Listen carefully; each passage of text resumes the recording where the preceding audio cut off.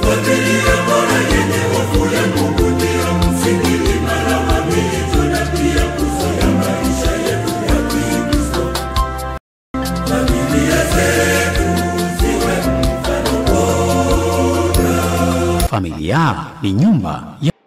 Karibu mpendwa msikilizaji wa Radio Maria Tanzania na Radio Mbiu Sauti ya Faraja Kagera, katika kipindi hiki cha Familia ni Nyumba ya Mungu ambacho kinakujia moja kwa moja kutoka katika seminari kuu ya Mtakatifu Karoli Lwanga, Jimbo Kuu Katoliki la Dar es Salaam, kila siku ya Alhamisi kuanzia saa 12 jioni, na marudio yake ni kila siku ya Jumamosi saa 12 jioni.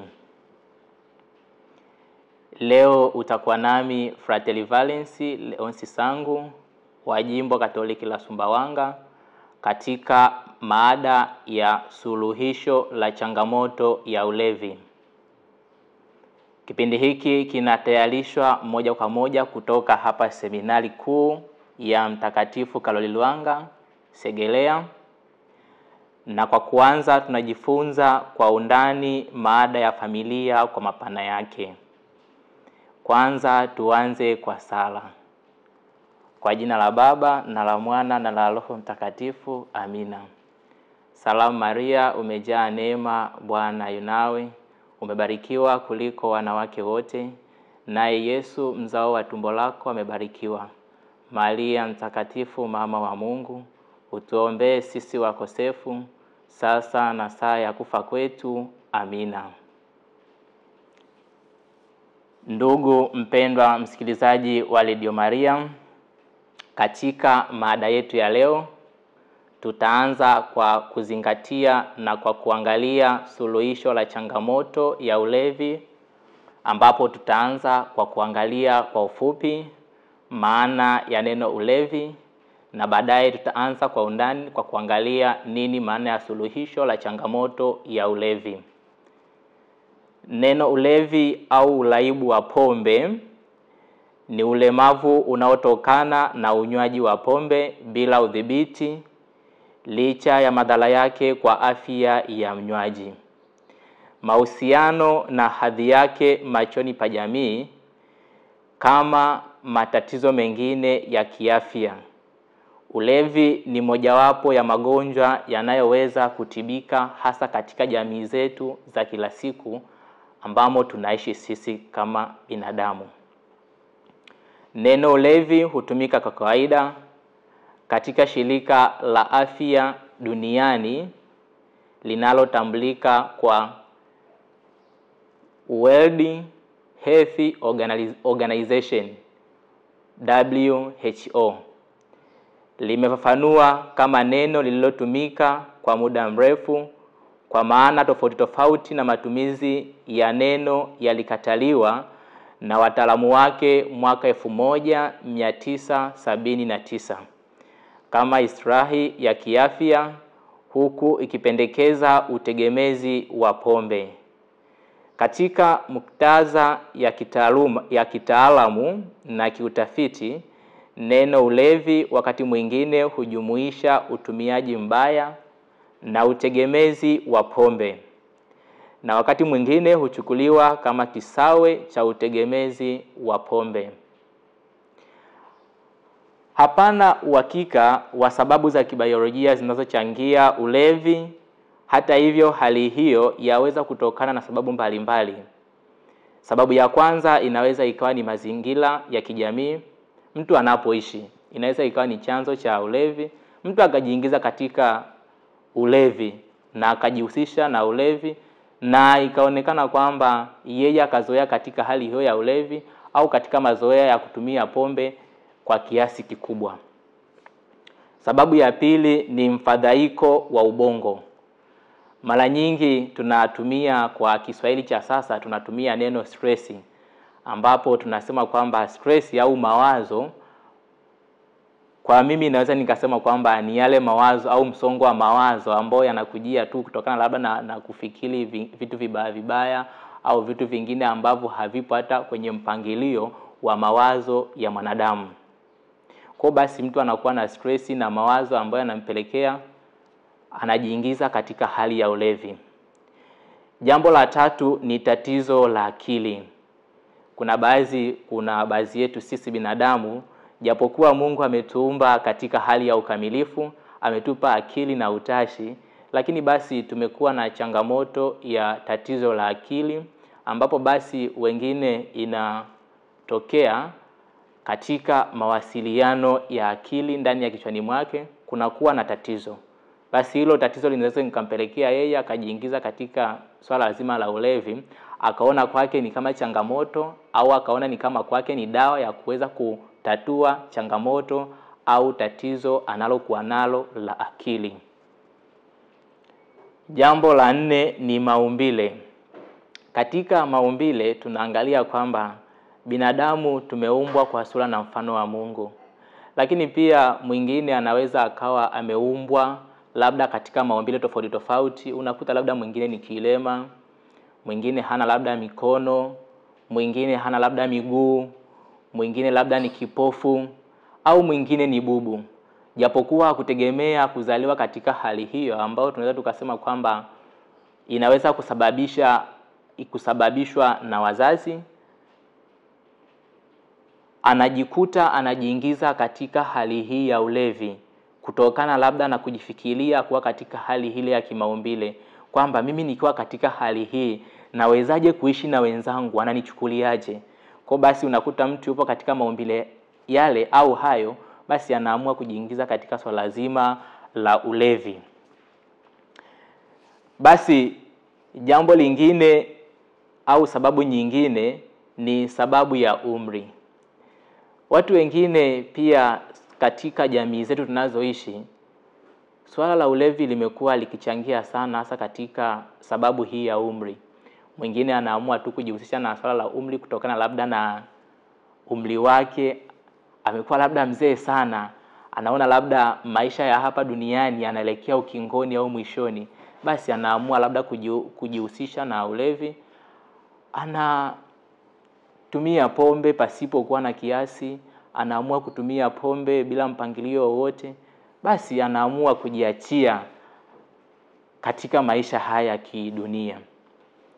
Pia hata upande wa vijana pia nao wanaathirika kwa kiasi kikubwa katika swala zima la ulevi wa pombe. Na tujue kwamba tokea hapa mwanzo kwamba swala la pombe linahusisha hasa kwa kizazi cha sasa hivi, tuseme kwamba ni vijana sana na wazee pia. Lakini basi changamoto hii imekuwa ikipelekea pia hata baadhi ya watoto katika familia wamekuwa wakirithishwa kutumia pombe. Lakini basi tujue pia kwamba tunapozungumzia swala la ulevi, hatugusii tu pia katika pombe.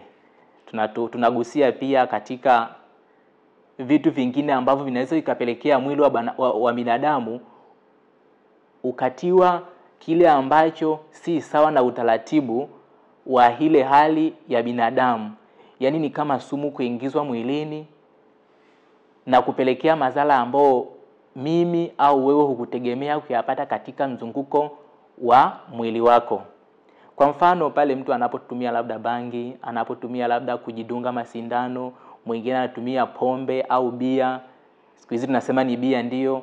Kuna aina nyingi za vinywaji ambavyo vinatupelekea basi tunajiingiza katika swala zima la ulevi. Basi sababu nyingine inaweza ikatokana labda na kabila. Hapa ndipo labda tunaweza tukaangalia kwamba kuna baadhi ya makabila hapa nchini Tanzania, kuna baadhi ya makabila unakuta kwa kweli pombe ni kama yani ndo msingi wa maisha yao. Wameegemea sana au wamejikita sana katika pombe.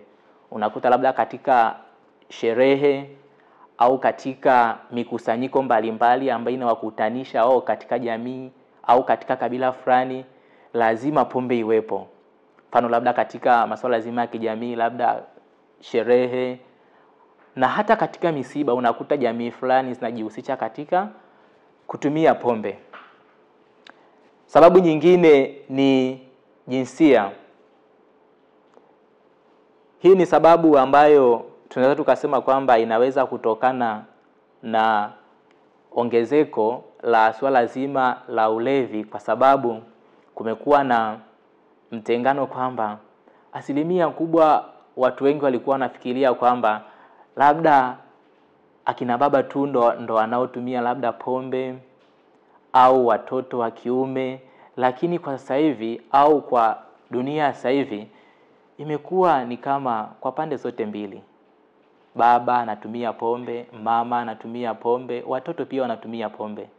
Kwa hiyo swala hili limefika muda mpaka limepelekea unyanyasaji au tengano katika familia, ambao tunaangalia kwamba familia ndo msingi wa maisha haya. Japokuwa suluhisho au chanzo cha ulevi au tatizo la ulevi linatoka moja kwa moja katika familia zetu. Matumizi mabaya ya pombe kwa muda mrefu huleta mabadiliko ya kimwili katika ubongo, kama vile uhimili na utegemezi. Mabadiliko ya kikemikali katika ubongo hudumisha hali ya mlevi kushindwa kuacha pombe na kuweza kusababisha dalili za kumtegemea au za kutegemea pombe pale aachapo kunywa pombe. Pombe huharibu takribani kila kiungo cha mwili, kwa sababu athari jumlishi ya sumu ya utegemezi pombe. Mlevi hukumbwa na hatari nyingi za kimagonjwa na kiakili, kama tulivyokwisha angalia hapo mwanzo kwamba sababu zinazotokana, hakuna sababu za kibiolojia ambazo zinatokana labda na ulevi wa pombe, bali zinaweza kutokana tu labda na umri, kabila, tatizo la kiakili au maumbile. Anasema kwamba ulevi una madhara makubwa ya kijamii kwa walevi na watu wanaohusika na maisha yao. Kwa hiyo tumekwisha angalia kwamba hii pombe inapotumika na mtu mwenyewe, tunasema kwamba pale usipokuwa na kiasi, ukitumia sana, inaweza ikaathiri kila kiungo kwa binadamu au katika mwili wa binadamu. Nakuta mtu amelewa basi. Ulevi ni athari inayodumu kuhimili na kutegemea matumizi ya pombe kupita kiasi. Ukosefu wa kudhibiti ulevi, licha ya kufahamu madhara kwa afya, huzihilisha kwamba mtu anaweza kuwa mlevi. Uchunguzi kupitia hojaji ni njia ya kutambua mienendo ya unywaji hatari, ikiwemo utegemezi pombe. Utoaji sumu ya pombe hufanywa ili kumuondoa mnywaji katika ulevi, kwa kawaida kwa dawa mbalimbali kama vile benzodiazepini. Utunzaji baada ya matibabu kama vile tiba ya kimakundi au katika vikundi vya kujisaidia binafsi, kwa kawaida huhitaji ili kudumisha ususiaji pombe. Mara nyingi walevi pia wategemezi wa midaharati au dawa mingineyo, hasa benzodiazepini, ambayo inaweza kuhitaji matibabu ya ziada. Basi kwa namna hiyo tunaweza tukaangalia pia katika familia zetu ni namna gani labda pombe inaweza ikaasili aidha kwa baba au kwa mama au kwa watoto. Lakini basi tujaribu kuangalia kidogo ni namna gani kwa upande wa mwanamke kwa ujumla pombe inavyoweza ikaleta athari kwa upande wake. Zipo sababu kama 3 hivi ambazo zinaweza zikapelekea labda mwanamke kukatokea labda na mabadiliko anapotumia pombe pasipo kiasi. Athari ya kwanza ni zaidi kimwili. Daima tukiangalia kwamba mwanamke, hasa tukiangalia jinsi Mungu alivyomuumba Adam na Eva. Alianza kumuumba Adam, baadaye akamuumba na Eva. Na lengo la Mungu kuwaumba wote au kumuumba Eva, lengo ni kuweza kusaidiana, kutegemezana katika familia. Lakini basi tunaweza tukaangalia kwamba pale mama au mwanamke anapokuwa anatumia pombe inaweza kumuasili hasa katika sababu au katika mzunguko wa kimwili. Mwingine unaweza kukuta anaweza kaathirika hata katika swala zima la kusababisha changamoto nyinginezo ambazo zinaweza zikatokea katika familia, hasa katika swala zima la ujauzito. Mfano, labda unakuta mama anakunywa pombe na huku ni mjamzito, inaweza ikapelekea madhara mengine ambayo yanaweza kapelekea kiumbe ambacho kipo tumboni inaweza kikapata madhara zaidi na zaidi. Kwa hiyo ni athari mojawapo ambayo kwa upande wa mwanamke pombe inaweza ikaleta madhara au athari katika matumizi hayo. Athari ya pili ni kihisia na kiakili. Pia mwanamke katika matumizi yake ya pombe anaweza kasababisha pengine labda ubongo wake au hisia, tunasema kwamba mwingine anaweza akawa anatumia pombe labda kwa ajili kusumbuliwa na hisia pengine, na mwingine sababu mbalimbali ambazo zinaweza zikapelekea labda kajihisi katika hali hiyo. Athari ya tatu ni ongezeko la unyanyapaa wa jamii kutokana na hali ya ulevi. Kiukweli tunaangalia kwa sasa hivi kumekuwa na tatizo kubwa la kuwanyanyapaa hawa wanawake ambao basi wamekuwa wakitumia pombe kwa muda mrefu. Mwingine unakuta anatumia pombe kwa muda mrefu, na mwingine yupo katika ndoa lakini anajihusisha na pombe hivyo hivyo.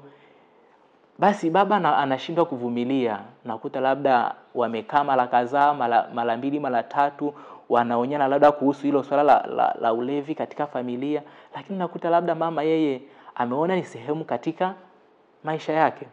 Kwa basi hizo ni athari ambazo zinaweza zikampelekea mwanamke katika matumizi, hasa katika hili tatizo la nini? La ulevi.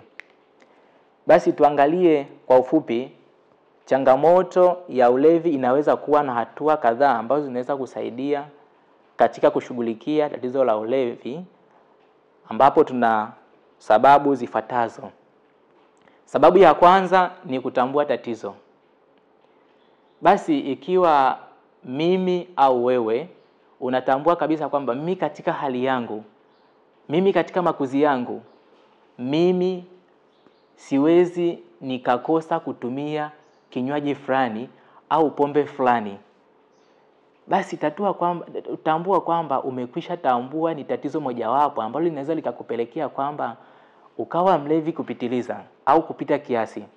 Kwa jambo la kwanza, unapokuwa mtambuzi wa tatizo, unaweza ukapata suluhisho la kuweza kutatua tatizo lako.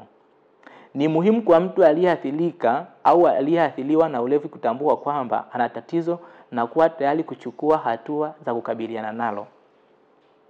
Na hatua mojawapo inaweza ikawa ni kuwashirikisha watu, kuwashirikisha wazazi, au kuacha kabisa au kupunguza kabisa. Japokuwa wengine ni ngumu kuvumilia kuacha, mwingine basi ndo kama hivyo, tumeumbwa tofauti tofauti. Lakini basi unapotambua tatizo lako, jitahidi kuwa na mbinu ambazo zitakusaidia wewe kuweza kutatua swala hilo la ulevi. Hatua ya pili ni kupata msaada wa kitaalamu. Basi ukijua kwamba umeshajua tatizo lako kwamba tatizo langu ni hili la ulevi, basi moja kwa moja unaweza ukawafuata wataalamu wanaohusika na masuala hayo, basi ukapata ushauri. Hasa kwa kwenda hospitali kuangalia madaktari. Pengine wengine wamekuwa walevi wa kupitiliza mno. Mwingine anakuwa akiamka asubuhi asipokunywa pombe, asipoenda vilabuni, atafuta pombe gani, hawezi akalala. Au mwingine unakuta labda anafanya kazi fulani, lakini asipotumia kinywaji au kilevi au kileo chochote, hawezi akafanya kazi fulani. Basi hiyo inapelekea mtu anakuwa na mazoea, ambayo mazoea hayo yanatupelekea kutenda dhambi au kuwa na ile dhambi ambayo sasa inakomaa na inakuwa ni kilema katika maisha yako. Kwa basi ukitambua hilo, ni vyema na ni vizuri ukapata msaada kutoka kwa wataalamu. Hatua ya tatu ni kubadilisha mitazamo na tabia. Basi tukijua kwamba kubadilisha mitazamo na tabia ni moja ya suluhisho la changamoto. Kwa kufanya mabadiliko katika mtazamo na tabia zako, unaweza kujenga mfumo mzuri wa kusaidia kukabiliana na ulevi.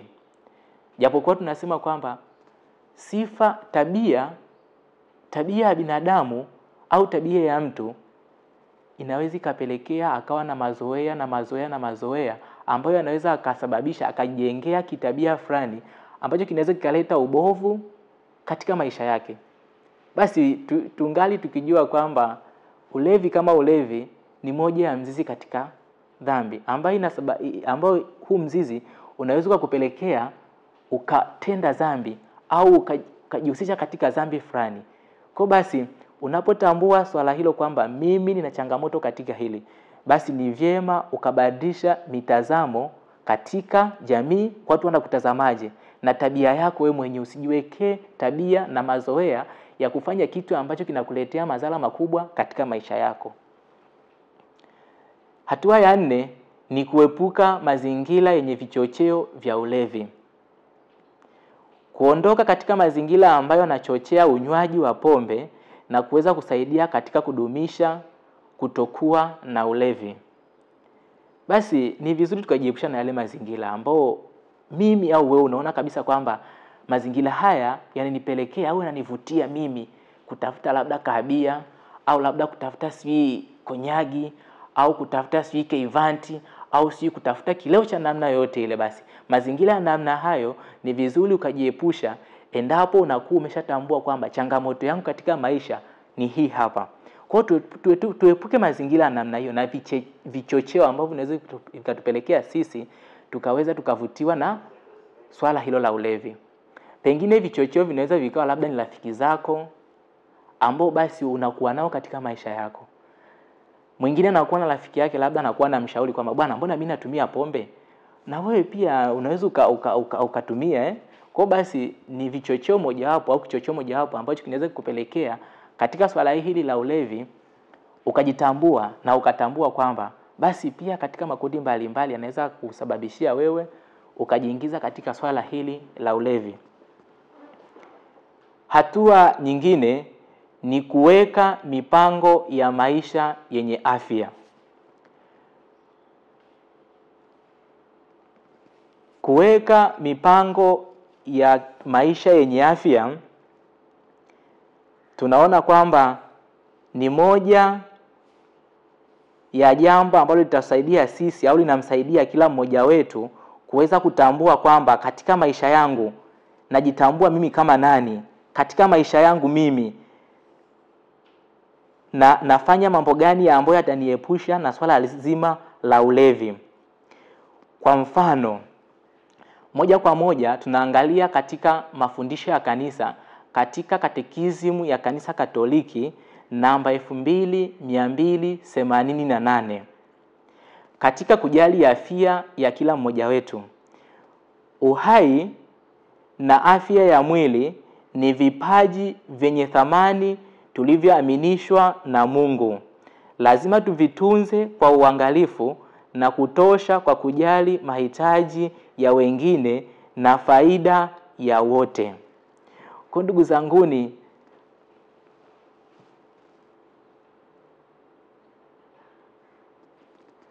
ndugu zanguni,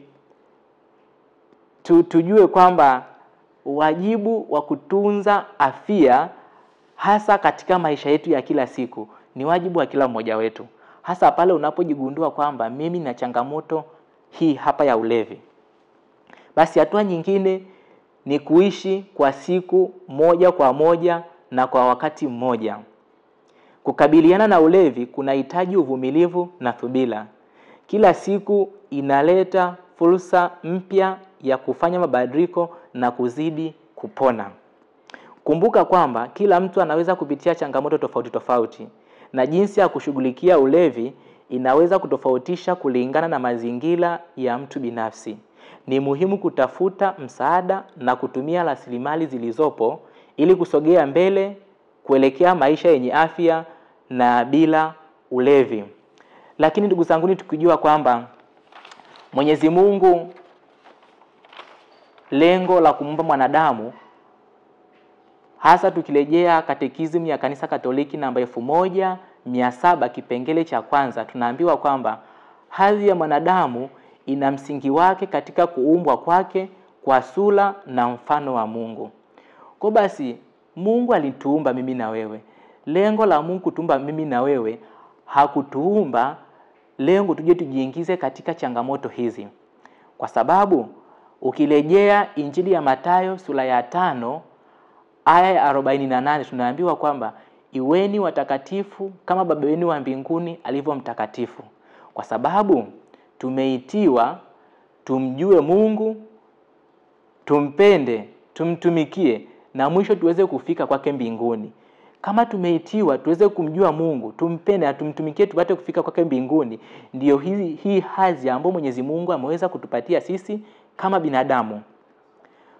Ukisoma pia katekisimu ya Kanisa Katoliki namba 1702, anatuambia kwamba sura ya kimungu imo ndani ya kila mwanadamu na inang'ala katika muungano wa watu kwa mfano wa umoja wa nafsi tatu za Mungu kati yao wenyewe. Kwa basi Mungu alipokuwa anakuumba mimi na wewe, huu muungano wa mimi na Mungu umo katika nafsi ya mwanadamu. Na ndiyo maana lengo la Mungu kuniumba au kukuumba mimi na wewe sio kupotea hapa duniani au kujiingiza katika hizi sababu ambazo si mapenzi ya Mwenyezi Mungu, bali ni kuweza kuangalia hadhi na thamani ya maisha yako kwa mwanadamu. Pia tuangalie katekisimu ya Kanisa Katoliki namba 1830, inatuambia kwamba maisha adili ya Wakristo hushikizwa na mapaji ya Roho Mtakatifu au matunda ya Roho Mtakatifu. Lengo la matunda haya ni kutufanya sisi kuwa welevu wa kufuata misukumo ya Roho Mtakatifu. Kwamba Roho Mtakatifu anatutaka tufanye nini? Na hasa tukiangalia, ukirejea waraka wa Mtume Paulo kwa Warumi sura ya 8 aya 26, tunaambiwa kwamba Roho Mtakatifu huyu ambaye tumeambiwa kwamba inatubidi tufuate misukumo yake, anatuombea au huwa anatuombea kwa Mungu hasa kwa namna isiyoelezeka. Kwa katika maisha yetu tujifunze kwamba daima kila mmoja wetu anapokumbana na changamoto au anapojua tatizo lake, hasa katika swala hili la kudhibiti au kusuluhisha changamoto ya ulevi, ukatambua kwamba shida yangu ni hii hapa, basi ni wajibu na jukumu lako kuweza kutafuta namna ya kulitatua, ili basi lengo la Mungu kutuita hapa duniani ni kuja kufanya mapenzi yake.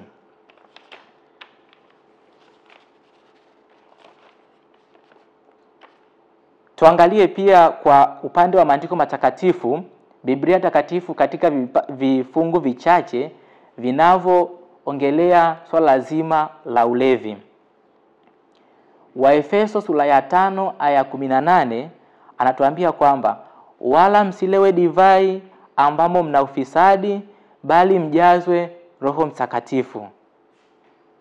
Kitabu cha Mithali sura ya 20 aya ya 1, divai ni mchokozi, kileo ni ghadhabu, wala hapana faida yake mpumbavu.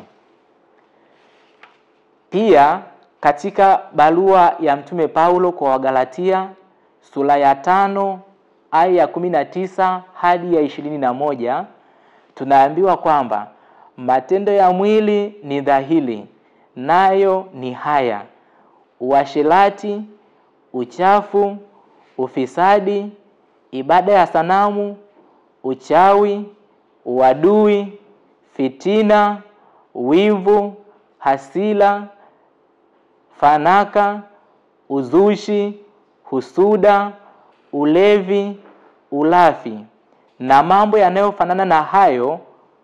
Katika hayo nawaambia mapema, kama nilivyokwisha kuwaambia, ya kwamba watendayo mambo ya jinsi hiyo hawataurithi ufalme wa Mungu.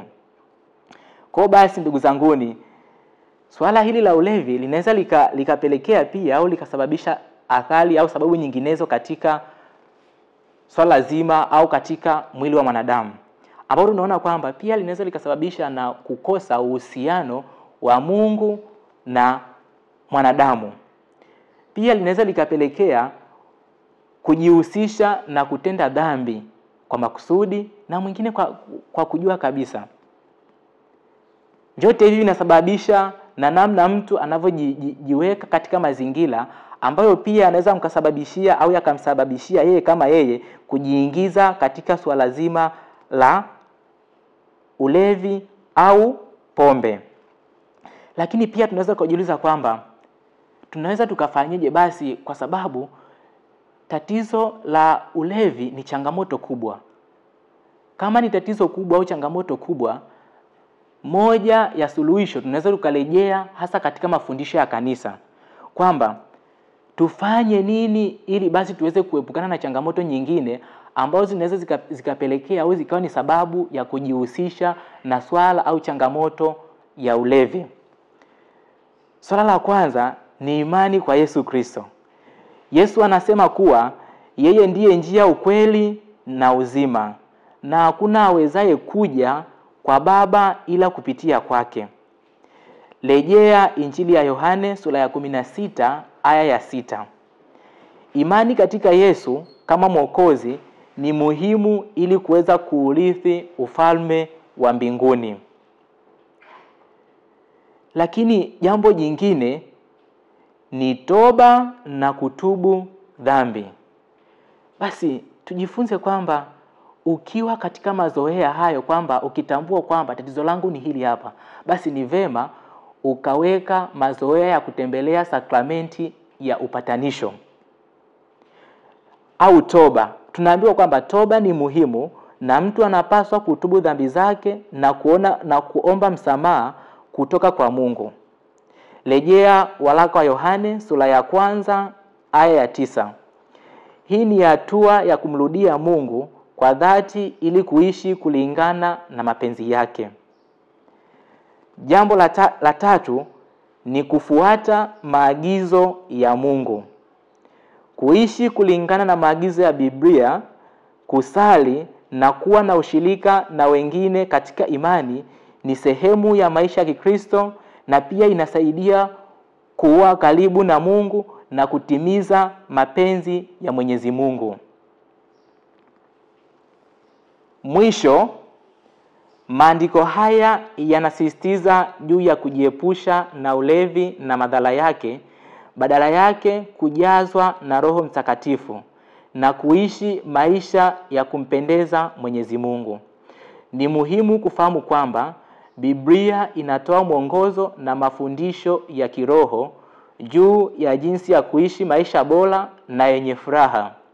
Kila mtu anaweza kutumia mafundisho haya mwongozo katika kuepuka madhara ya ulevi na kuishi maisha yenye thamani na kusudi.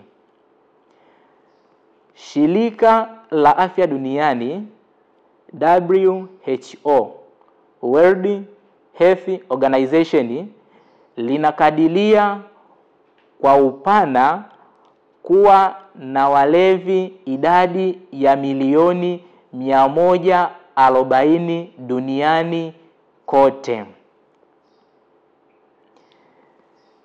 Mpendwa msikilizaji wa Radio Maria Tanzania na Radio Maria Sauti ya Faraja Kagera, hadi kufikia hapa ndiyo tumefika tamati ya kipindi chetu cha Familia ni Nyumba ya Mungu. Kwa siku ya leo naamini umejifunza mengi. Usikose kuungana nami tena siku nyingine, muda na wakati kama ulivyokuwa leo. Ulikuwa nami Fratelli Valens Leonsi Sangu kutoka Seminari Kuu ya Mtakatifu Karoli Lwanga, Segerea, Jimbo Katoliki la Dar es Salaam.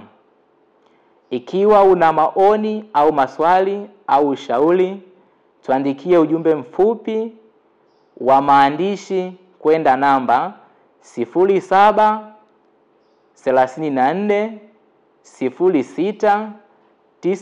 0734069969 07 au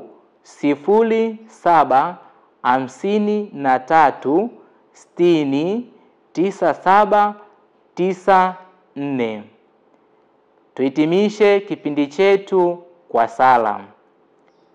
Kwa jina la Baba na la Mwana na la Roho Mtakatifu. Amina. Baba yetu uliye mbinguni, jina lako litukuzwe. Ufalme wako ufike, utakalo lifanyike duniani kama mbinguni. Utupe leo mkate wetu wa kila siku, utusamehe makosa yetu kama tunavyowasamehe na sisi waliotukosea, usitutie katika vishawishi lakini utuopoe maovuni. Amina. Atukuzwe Baba na Mwana na Roho Mtakatifu, kama mwanzo na sasa na siku zote na milele. Amina. Atukuzwe Baba na Mwana na Roho Mtakatifu, kama mwanzo na sasa na siku zote na milele. Amina. Atukuzwe Baba na Mwana na Roho Mtakatifu, kama mwanzo na sasa na siku zote na milele. Amina. Bikira Maria, kikao cha hekima, utuombee. Tumsifu Yesu Kristo milele. Amina.